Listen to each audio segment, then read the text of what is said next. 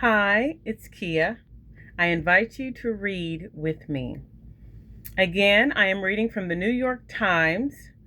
I am a news reader, and I will not usually offer my opinion or my commentary because opinions are yours to make. They're not mine to give to you. So I am just reading and reporting the news. This is from the New York Times. This is the guest essay written on August 13th. It was a great scam while it lasted. This article was written by Peter Navarro. Mr. Navarro is an assistant to President Trump and senior counselor for trade and manufacturing.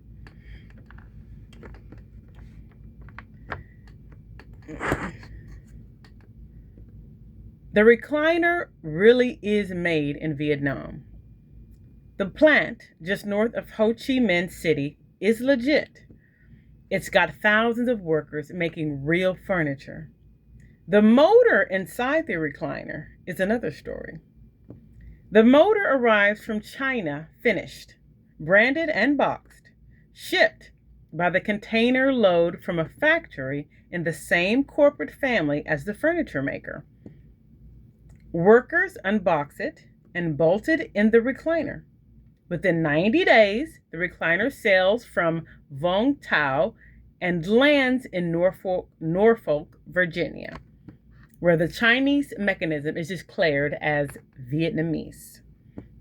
If the paperwork holds, that made in Vietnam claim erases 25 percentage points of American tariff that would otherwise be levied.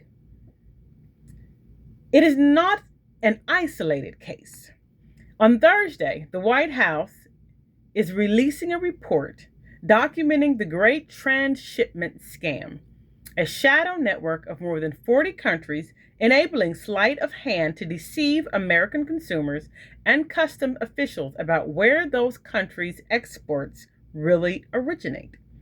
In the process, these countries are robbing the United States of tens of billions of dollars a year and countless manufacturing jobs. Transshipment is driven by tariff arbitrage.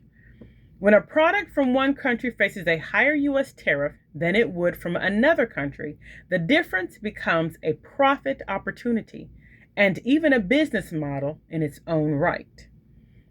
Ship 1 billion of Chinese goods straight to an American port, and the duty can run to several $100 million.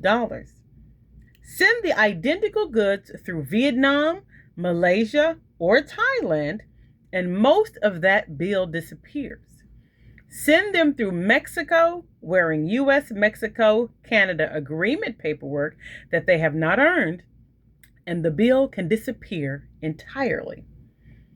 5 independent analyses, 2 government, 3 private, have estimated the scale of illegal transshipments from China.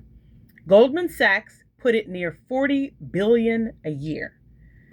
The White House Council of Economic Advisors estimate lands around $60 billion.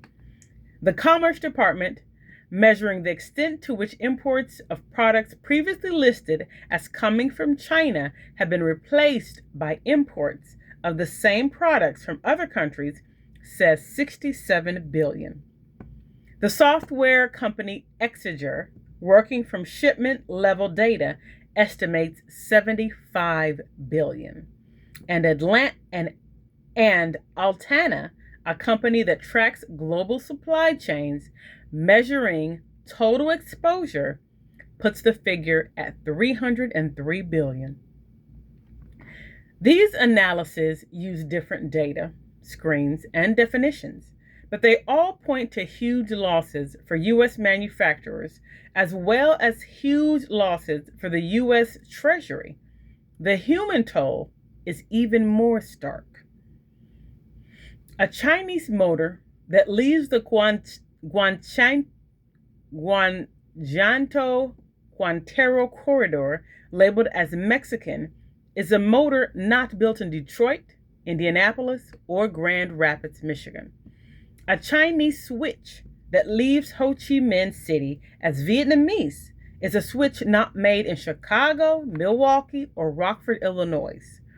A Chinese pump that leaves Pune as Indian is a pump not manufactured in Cincinnati, Dayton, or Columbus. And all the jobs making those products in all those other countries represent missed livelihoods for workers across the United States. Motors, switches, pumps, transformers, and the minerals behind them may not sound as important as the latest digital technology, but wait until a pandemic breaks a supply chain, a war interrupts shipping, or a foreign government turns commercial dependence into strategic leverage.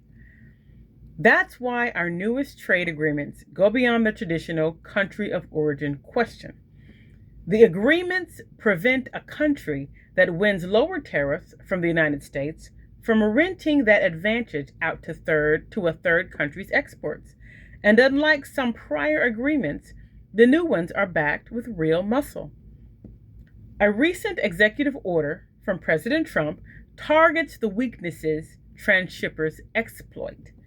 Shell companies with no U.S. assets, opaque ownership structures, importers that post too little collateral to cover tariffs, and repeat violators that dissolve and reopen under a new name.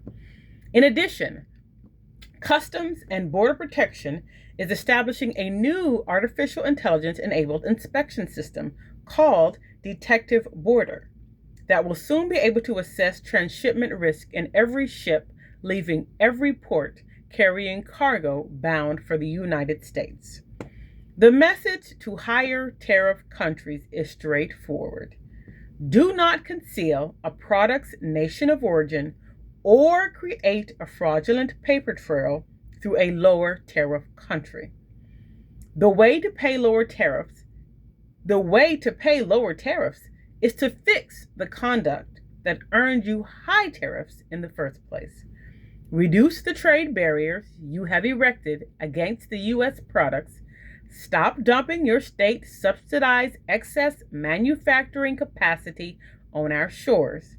Respect intellectual property and move toward reciprocity. The message to lower tariff countries is equally clear. Preferential access to the American market is not a license to launder somebody else's exports. Unscrupulous exporters are always going to try to evade high tariffs if detection is slow and penalties are manageable. The calculus changes, however, when shipments are risk-scored at machine speed, when importers have real assets and bonds on the line, when repeat offenders can lose access to the market, and when stronger rules of origin close the back door. And so does the benefit to domestic producers, which have suffered through decades of their foreign competitors' deceptive practices. A country that cannot make essential industrial components has not merely lost factories, it has handed foreign suppliers leverage over its economy and its defense industrial base. It's time to end the transshipment dodge and to start the next chapter of American manufacturing. Thank you for reading with me.